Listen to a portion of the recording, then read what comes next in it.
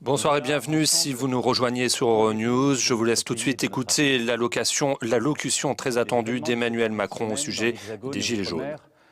Ont profondément troublé la nation. Ils ont mêlé des revendications légitimes et un enchaînement de violences inadmissibles. Et je veux vous le dire d'emblée, ces violences ne bénéficieront d'aucune indulgence. Nous avons tous vu le jeu des opportunistes qui ont essayé de profiter des colères sincères pour les dévoyer. Nous avons tous vu les irresponsables politiques dont le seul projet était de bousculer la République, cherchant le désordre et l'anarchie. Aucune colère ne justifie qu'on s'attaque à un policier, à un gendarme, qu'on dégrade un commerce ou des bâtiments publics. Notre liberté n'existe que parce que chacun peut exprimer ses opinions, que d'autres peuvent ne pas les partager, sans que personne n'ait à avoir peur de ses désaccords. Quand la violence se déchaîne, la liberté cesse. C'est donc désormais le calme et l'ordre républicain qui doivent régner. Nous y mettrons tous les moyens, car rien ne se construira de durable tant qu'on aura des craintes pour la paix civile. J'ai donné en ce sens au gouvernement les instructions les plus rigoureuses. Mais au début de tout cela, je n'oublie pas qu'il y a une colère, une indignation. Et cette indignation, beaucoup d'entre nous, beaucoup de Français peuvent la partager. Et celle-là, je ne veux pas la réduire aux comportements inacceptables que je viens de dénoncer. Ce fut d'abord la colère contre une taxe. Et le Premier ministre a apporté une réponse en annulant et en supprimant toutes les augmentations prévues pour le début d'année prochaine. Mais cette colère est plus profonde. Je la ressens comme juste à bien des égards. Et elle peut être notre chance.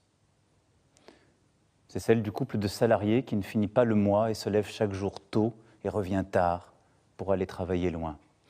C'est celle de la mère de famille, célibataire, veuve ou divorcée, qui ne vit même plus, qui n'a pas les moyens de faire garder les enfants et d'améliorer ses fins de mois, et n'a plus d'espoir. Je les ai vues, ces femmes de courage, pour la première fois disant cette détresse, sur tant de ronds-points. C'est celle des retraités modestes, qui ont contribué toute leur vie et souvent aident à la fois parents et enfants et ne s'en sortent pas. C'est celle des plus fragiles, des personnes en situation de handicap, dont la place dans la société n'est pas encore assez reconnue. Leur détresse ne date pas d'hier. Mais nous avions fini lâchement par nous y habituer. Et au fond, tout se passait comme s'ils étaient oubliés, effacés. Ce sont 40 années de malaise qui ressurgissent. Malaise des travailleurs qui ne s'y retrouvent plus, malaise des territoires, villages comme quartiers, où on voit les services publics se réduire et le cadre de vie disparaître, malaise démocratique, où se développe le sentiment de ne pas être entendu, malaise face au changement de notre société, à une laïcité bousculée et devant des modes de vie qui créent des barrières, de la distance. Cela vient de très loin, mais c'est là, maintenant. Sans doute n'avons-nous pas su depuis 1 an et demi y apporter une réponse suffisamment rapide et forte. Je prends ma part de cette responsabilité. Il a pu m'arriver de vous donner le sentiment que ce n'était pas mon souci, que j'avais d'autres priorités. Je sais aussi qu'il m'est arrivé de blesser certains d'entre vous par mes propos. Je veux ce soir être très clair avec vous. Si je me suis battu pour bousculer le système politique en place, les habitudes, les hypocrisies, c'est précisément parce que je crois plus que tout dans notre pays et que je l'aime. Et ma légitimité, je ne la tire d'aucun titre, d'aucun parti, d'aucune coterie, je ne la tire que de vous, de nul autre. Nombre d'autres pays traversent ce mal-vivre qui est le nôtre. Mais je crois profondément que nous pouvons trouver une voie pour en sortir tous ensemble. Je le veux pour la France, parce que c'est notre vocation, au travers de l'histoire, d'ouvrir ainsi des chemins jamais explorés, pour nous-mêmes et pour le monde. Je le veux pour nous tous, Français, parce qu'un peuple qui se divise à ce point, qui ne respecte plus ses lois et l'amitié qui doit l'unir, est un peuple qui court à sa perte. Je le veux aussi, parce que c'est en pressentant cette crise que je me suis présenté à votre suffrage pour réconcilier et entraîner, et que je n'ai pas oublié cet engagement et cette nécessité. C'est d'abord l'état d'urgence économique et sociale que je veux décréter aujourd'hui. Nous voulons bâtir une France du mérite, du travail, une France où nos enfants vivront mieux que nous. Cela ne peut se faire que par une meilleure école, des universités, de l'apprentissage et des formations qui apprennent aux plus jeunes et aux moins jeunes ce qu'il faut pour vivre libre et travailler. L'investissement dans la nation, dans l'école et la formation est inédit, et je le confirme. Nous voulons une France où l'on peut vivre dignement de son travail. Sur ce point, nous sommes allés trop lentement. Je veux intervenir vite et concrètement sur ce sujet. Je demande au gouvernement et au Parlement de faire le nécessaire afin qu'on puisse vivre mieux de son travail dès le début d'année prochaine. Le salaire d'un travailleur au SMIC augmentera de 100 € par mois dès 2019, sans qu'il en coûte 1 € de plus pour l'employeur. Je veux renouer avec une idée juste, que le surcroît de travail accepté constitue un surcroît de revenus. Les heures supplémentaires seront versées sans impôt ni charge dès 2019. Et je veux qu'une vraie amélioration soit tout de suite perceptible. C'est pourquoi je demanderai à tous les employeurs qui le peuvent de verser une prime de fin d'année à leurs employés. Et cette prime n'aura à acquitter ni impôt ni charge. Les retraités constituent une partie précieuse de notre nation. Pour ceux qui touchent moins de 2 000 € par mois, nous annulerons en 2019 la hausse de CSG subie cette année. L'effort qui leur a été demandé était trop important et il n'était pas juste. Dès demain, le Premier ministre présentera l'ensemble de ses décisions aux parlementaires. Mais nous ne devons pas nous arrêter là. J'ai besoin que nos grandes entreprises, nos concitoyens les plus fortunés, aident la nation à réussir. Je les réunirai et prendrai des décisions en ce sens dès cette semaine. Je sais que certains voudraient, dans ce contexte, que je revienne sur la réforme de l'impôt sur la fortune. Mais pendant près de 40 ans, il a existé. Vivions-nous mieux durant cette période? Les plus riches partaient et notre pays s'affaiblissait. Conformément aux engagements pris devant vous, cet impôt a été supprimé pour ceux qui investissent dans notre économie et donc aident à créer des emplois. Et il a été maintenu au contraire pour ceux qui ont une fortune immobilière. Revenir en arrière nous affaiblirait alors même que nous sommes en train de recréer des emplois dans tous les secteurs. Cependant, le gouvernement et le Parlement devront aller plus loin pour mettre fin aux avantages indus et aux évasions fiscales. Le dirigeant d'une entreprise française doit payer ses impôts en France. Et les grandes entreprises qui y font du profit doivent y payer l'impôt. C'est la simple justice.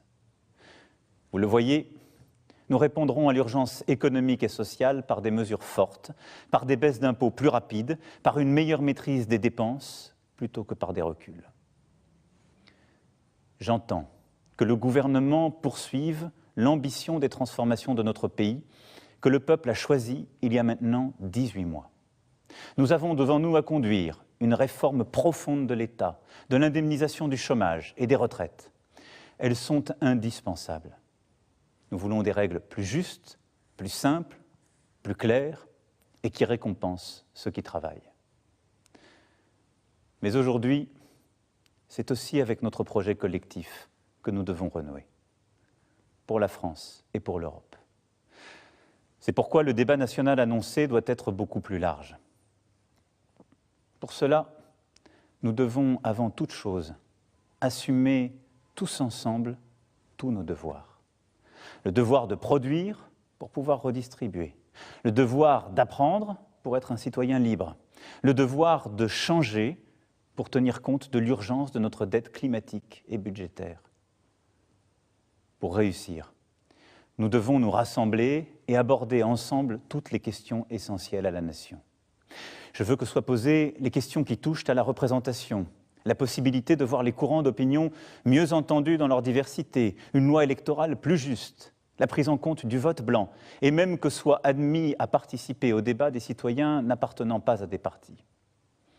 Je veux que soit posée la question de l'équilibre de notre fiscalité, pour qu'elle permette à la fois la justice et l'efficacité du pays.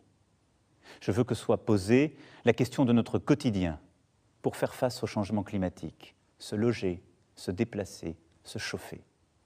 Et les bonnes solutions émergeront aussi du terrain.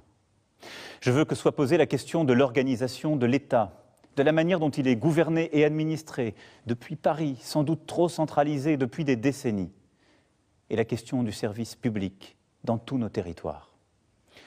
Je veux aussi que nous mettions d'accord la nation avec elle-même sur ce qu'est son identité profonde, que nous abordions la question de l'immigration. Il nous faut l'affronter. Ces changements de fond, qui demandent une réflexion profonde et partagée, imposent un débat sans précédent. Il devra se dérouler au niveau national. Dans nos institutions, chacun y aura sa part. Gouvernement, assemblée, partenaires sociaux et associatifs. Vous y aurez votre part. Je veux en assurer moi-même la coordination, en recevoir les avis, pour rendre ainsi le pouls vivant de notre pays. Mais un tel débat n'est pas seulement affaire de représentants institutionnels. Il doit se dérouler aussi partout sur le terrain. Et il est des interlocuteurs naturels des citoyens qui doivent en recevoir les demandes et s'en faire les relais. Ce sont les maires. Ils portent la République sur le terrain.